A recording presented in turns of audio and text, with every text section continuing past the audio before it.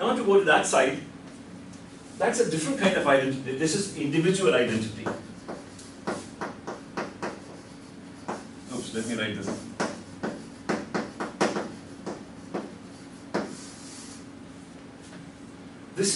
This is actually the way an individual connects to society.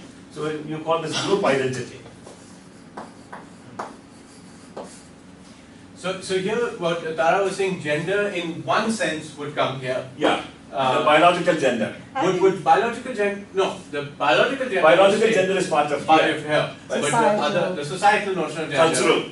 And same with age. Yeah. The cultural notion of being a 20-year-old will come here. Actually, for me, likewise, language would have two components. One would come into the left column. Okay. Okay.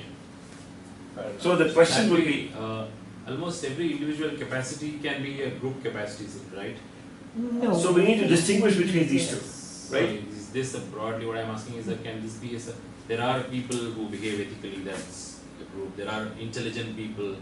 This is an intelligent But it's crowd. not really a group, right? So say you were in a place where, according to your current ethical norms, they're very unethical.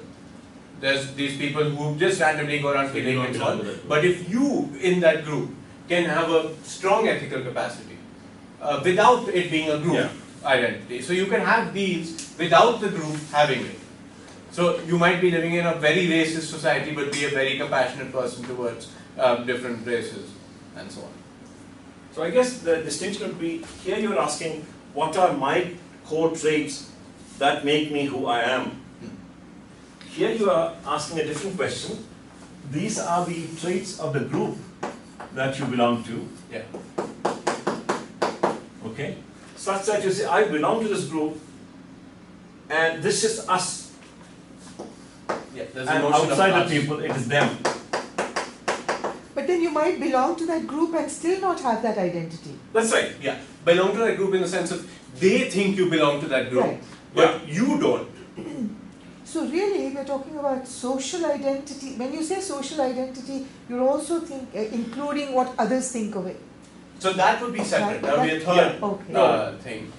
Do I think that I belong to this group, and furthermore, any attack on that group, for example, will be an attack on me, and anything, for example, let us say, this is me, right? Let's say, okay, I happen to speak Malayalam. I belong to the members of the Malayalam speaking community. And suppose a person here, somebody else, wins a Nobel Prize. Will I be proud of it, as opposed to a Kannada speaking person or an Icelandic, a French speaking person wins a Nobel Prize? Is there a difference to me? If there is no difference, it is not part of my group identity. Likewise, if a person gets killed, and that's a speaker of Malayalam, does that disturb me more than a Kannada speaking person or a French speaking person getting killed? Does that make a difference? If it doesn't make a difference, it's not part of my group identity. Yeah. Even though other people may view you as having that identity, you don't. Bhagesh has a question. So if I understand what Sriram was telling correct, then even individual capacities, like your intellectual capacity can be given a name that you are a professor. Right.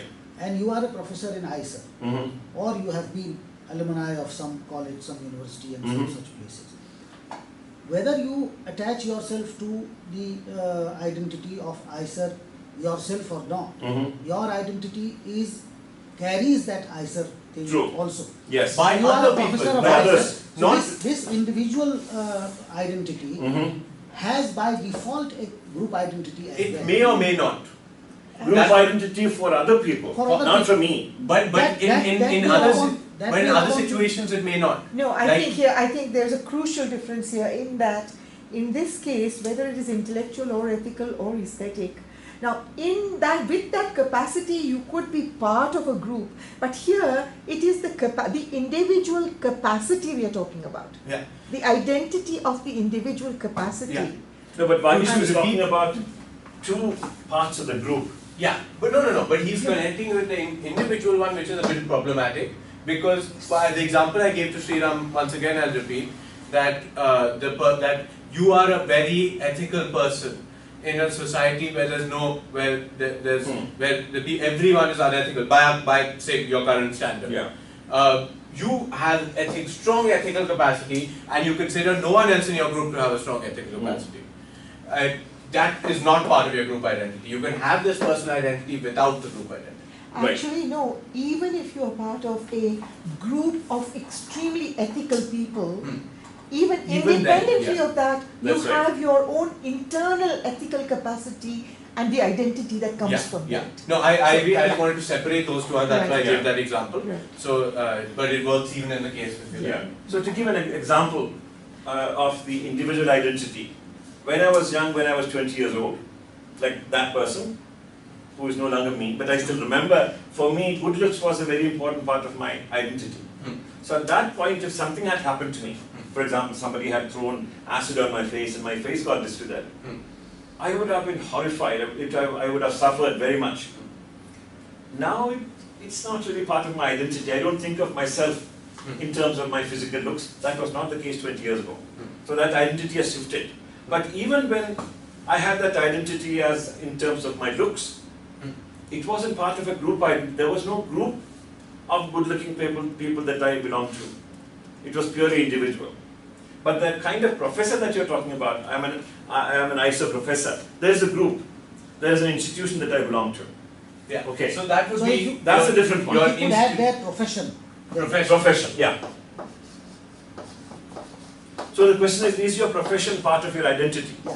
Yeah. My identity as opposed to how other people Yeah. perceive me. There's profession, and then even like the university you attended and stuff like that. That's right, all that is part of the way people perceive me. My And socioeconomic status. And you may or may not Right.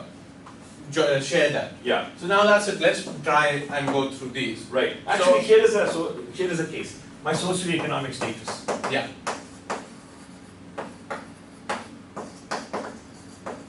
So you could say I have a certain socioeconomic status, and you could ask, is it part of my social identity? And you might also say, the so-called social class. No, I'm not sure whether class is a social group or not, but I assume for the moment it is. So middle class or upper middle class.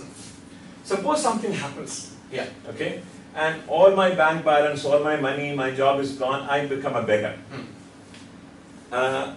You Will should that- retain all of these. I still retain all of these, Yeah. no problems with that, right? Will that be me? Or do I perceive myself as, something has damaged to me at the core?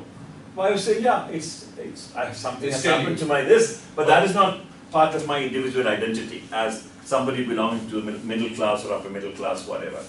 But there might be people for whom that is crucial. matters. Yeah.